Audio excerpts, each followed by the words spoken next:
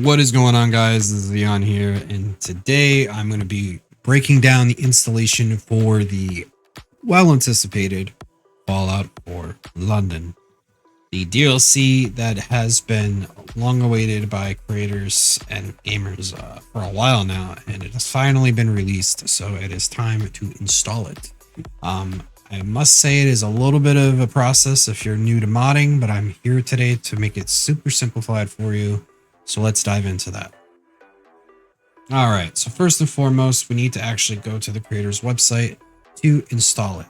They have a very detailed breakdown of how to install it and have simplified it with their own launcher, which I'll explain in a moment. However, you do have the option to manually do it. We are not going to cover that today because it's just too complicated for to show and not confuse people. And I don't want to make that mistake on confusing you. So we're going to do this through their installer. So let's go and dive into this. So you're going to need the GOG Galaxy app from GOG.com.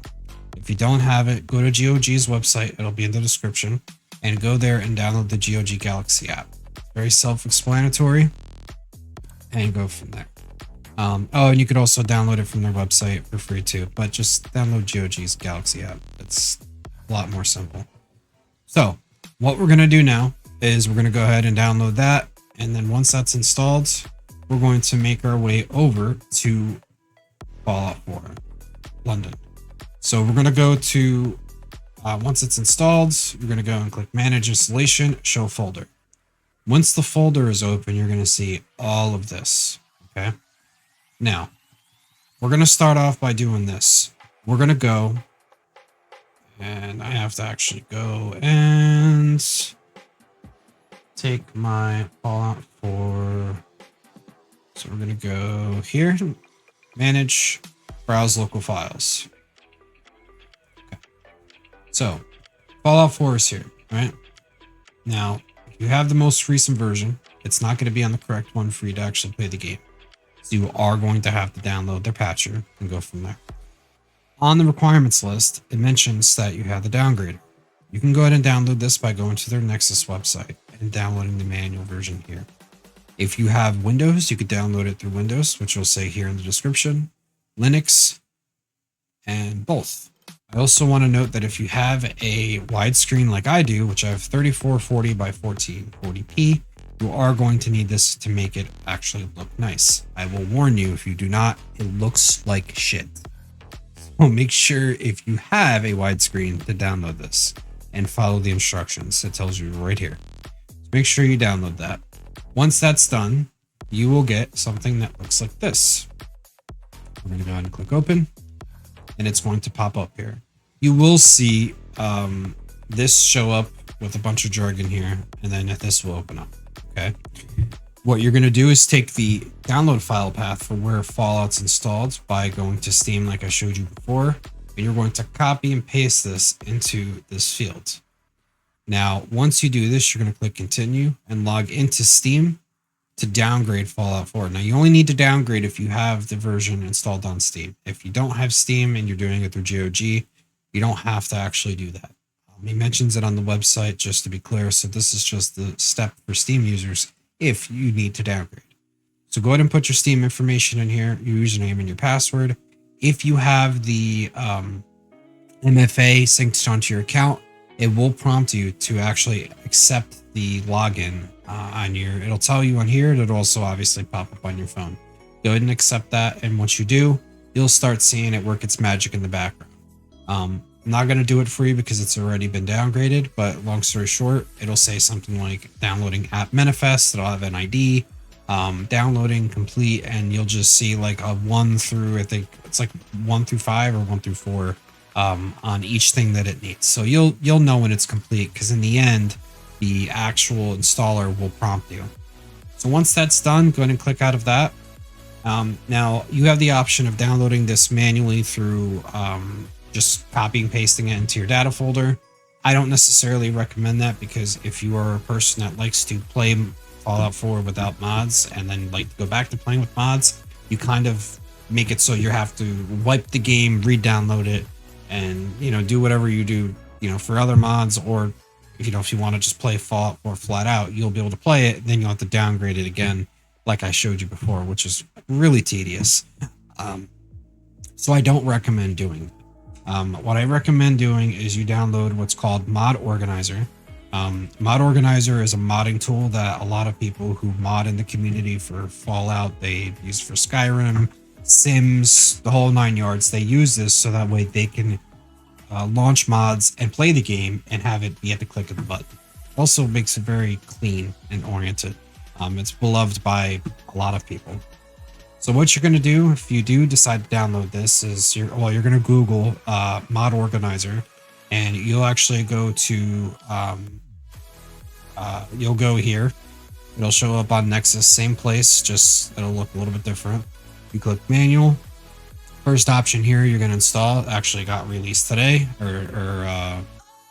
sorry, I downloaded it today.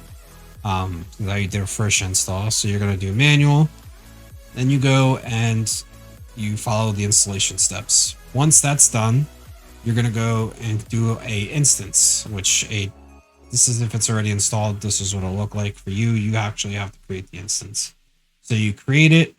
You can do, it'll look like this. Create a new instance. It'll ask you the type of instance. You're going to click global because it'll be in your C drive. So you click that.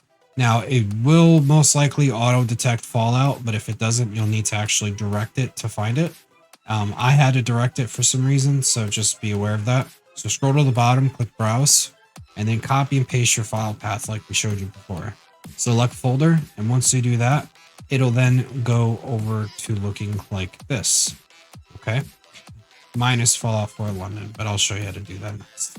So what you're going to do after you do that is go to the 2 wrenches here, install mod. Now the same folder that you had the Fallout 4 London installed in, we need to zip the data folder. The data folder is where the heart of the mod is. So you could easily do that by right clicking, going to compress to if you're on Windows 11, and click zip to file. When you zip to file, it is going to look like this. I'm going to cancel it because I don't want to zip it. I have a WinRAR file already. But if you zip it, you'll see that it'll basically copy and paste it, and it'll make a data.zip file. So then what you're going to do is, like I said, you're going to go and click File, Install Mod. You'll see data.zip. For me, it's data.rar. Open, and then you can name it.